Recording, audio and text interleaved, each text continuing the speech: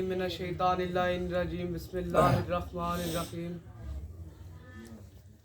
الحمدللہ رب العالمین الصلاۃ والسلام علی اشرف الانبیاء والمرسلین خاتم النبیین و شفیع المذنبین سیدنا و مولانا ابو القاسم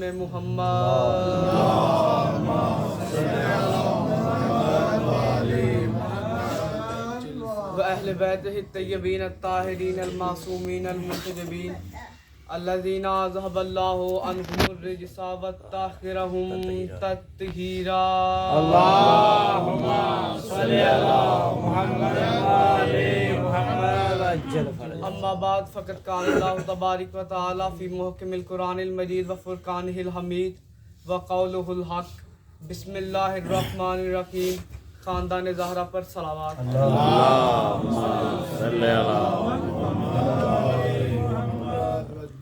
صلوات پڑھنا بہت بڑی عظیم بات ہے. مل کے صلوات پڑھیں. اللہم صلی علی محمد و آل محمد. اجازت ہے؟ ماشاءاللہ. میں نے حضرت آدم سے پوچھا کہ اللہ دیکھا ہے؟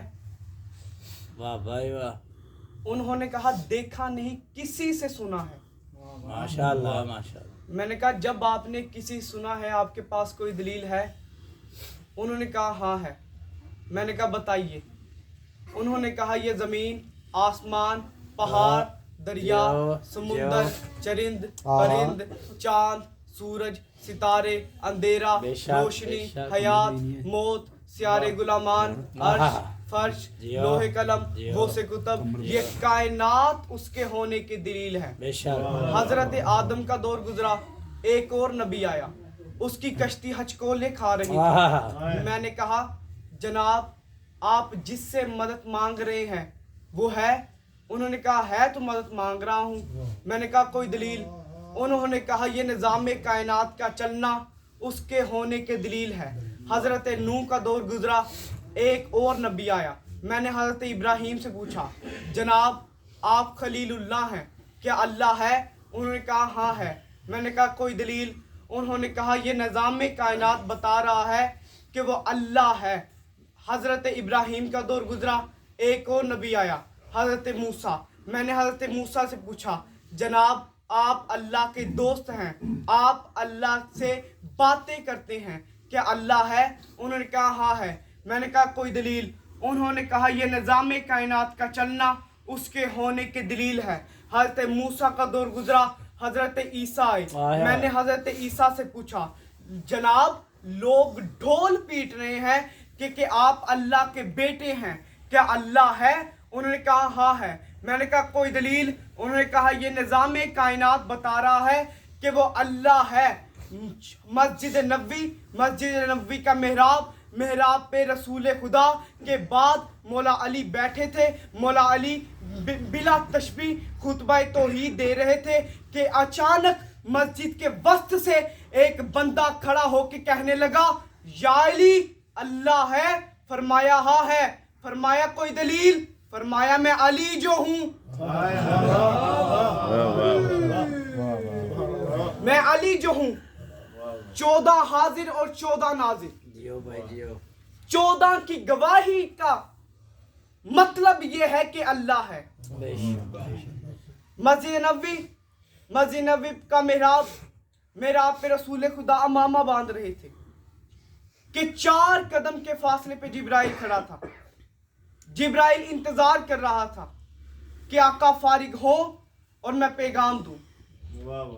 جبرائیل نے سوچنا شروع کیا کہ اگر میں نہ ہوتا تو یہ قرآن کون لاتا.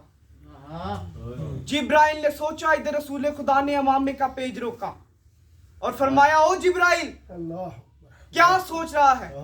فرمایا آقا میں سوچ رہا تھا کہ اگر میں نہ ہوتا تو یہ قرآن کون لاتا. فرمایا تو یہ قرآن لانے پر اتنا گھمنڈ کر رہا ہے، بتا سکتا ہے کہ تو لاتا کہاں سے ہے؟ بتا سکتا ہے کہ تو لاتا کہاں سے ہے؟ نہیں آقا آپ کو تو پتا ہے کہ سدرا کے آگے جانا میرا ممکن ہے ہی نہیں. اگر آپ کہتے ہیں تو پھر بھی میں بتا دیتا ہوں. سدرا کے آگے جانا میرا ممکن ہے ہی نہیں. پھر بھی سدرا کے سامنے ایک نوری قبہ ہے. اس قبے کے اندر ایک نوری پردہ ہے.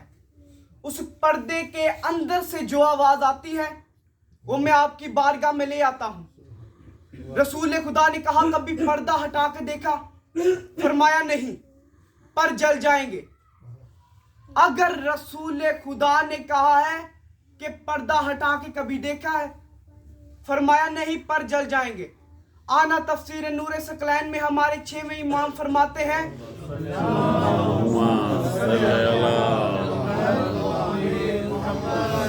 کہ جو بندہ ہمارے ذکر میں بیٹھ کے واہ واہ نہ کرے، داد نہ دے، جو بندہ ہماری مجلس ذکر میں بیٹھ کے صرف لبوں پر مسکراہٹ لاتا ہے، 50 سال کی نماز تہجد سے زیادہ ثواب ہے.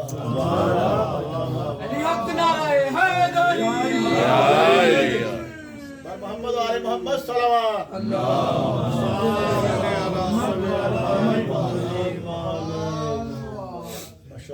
فرمایا کبھی پردہ ہٹا کے دیکھا ہے؟ نہیں، پر جل جائیں گے. کہا نہیں جلیں گے. اگر شیعہ قوم جبرائیل کی تیزی کو نہ سمجھتی تو اللہ نے شیعہ قوم پیدا ہی نہیں کرنی تھی. پلک جھپکنے سے پہلے جبرائیل نے نوری پردے کو ہٹا کے دیکھا. کیا دیکھا؟ اندر رسول خدا امامہ باندھ رہے تھے.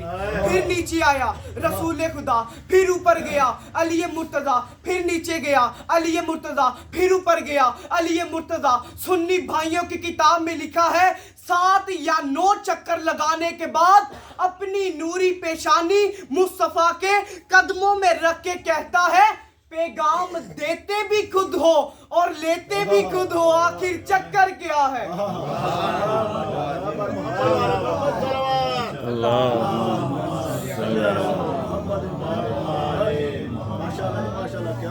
بس نظاروں،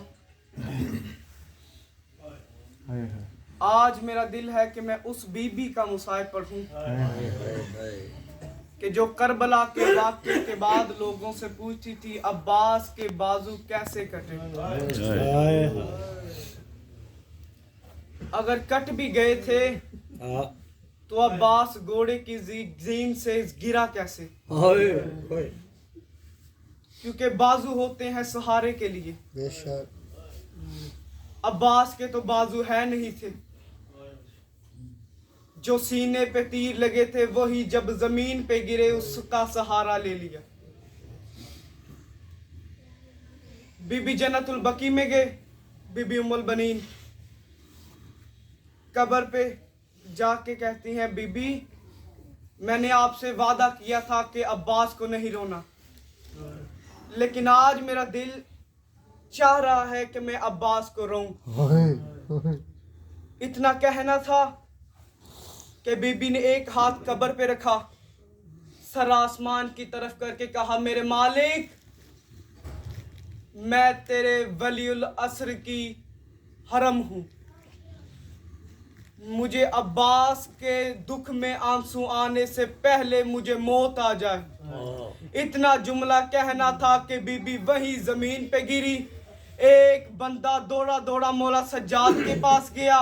مولا سجاد کے پاس جا کے کہنے لگا سجاد، مولا سجاد وہ جنت البقیع میں ایک بی بی بے ہوش گر گئی ہے آپ کی دادی کی قبر پہ.